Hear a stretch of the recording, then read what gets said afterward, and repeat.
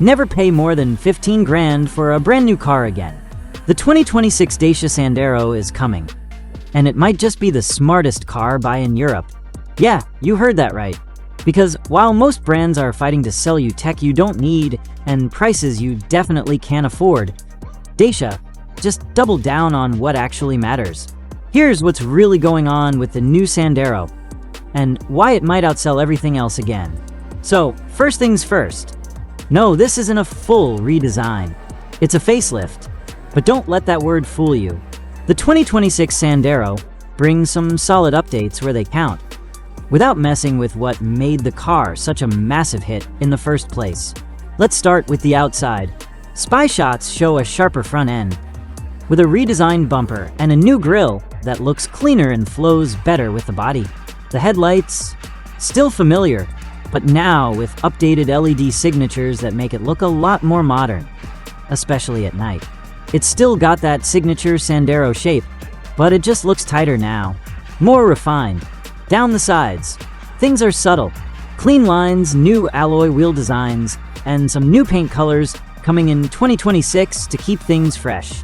The stepway version keeps its rugged roof rails and plastic cladding, so it still plays that mini crossover role well.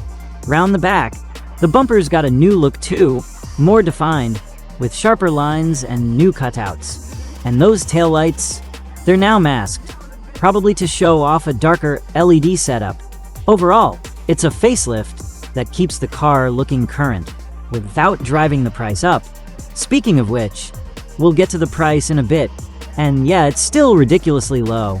Inside, things are getting a little more upmarket, at least for top trims. The infotainment system now features a larger screen, likely the same 10.1-inch display you get in the new Duster. If you're buying the base model, you'll still get the phone holder setup to keep costs down, which honestly, some people actually prefer. The steering wheel, also new for the higher-end trims. It's borrowed from the Duster, more ergonomic, with better controls built in. Nothing revolutionary, but it feels like a step up from the older setup. And yes, driver assistance tech is getting better too. Expect updated software, and maybe even some new sensors, though the core hardware isn't changing. Dacia is doing just enough to stay relevant here without overcomplicating things. Under the hood, it's mostly familiar stuff. You've still got the same 91 horsepower 1.0-liter petrol engine, and the 100 horsepower LPG bifuel version for people who want those super low running costs. But here's the big story on the powertrain side. There are strong rumors that mild hybrid tech is coming to the Sandero. Not full hybrid, just mild hybrid.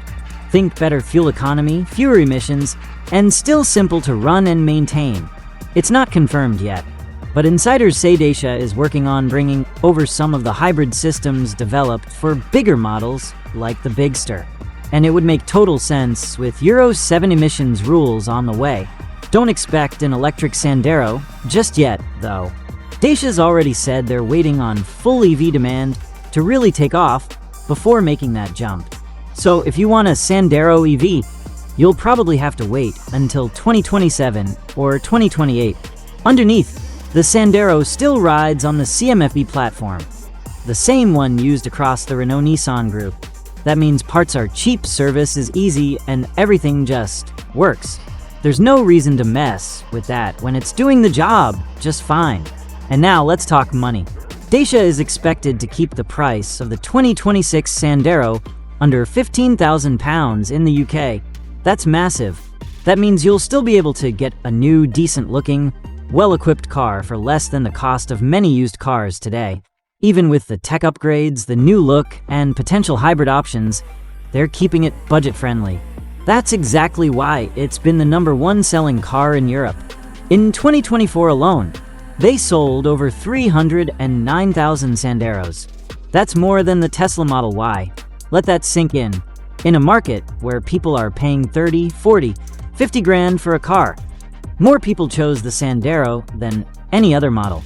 Globally, Dacia sold over 676,000 cars last year, and the Sandero led the charge. It's not just about being cheap, It's about giving people what they need and not charging them for stuff they don't.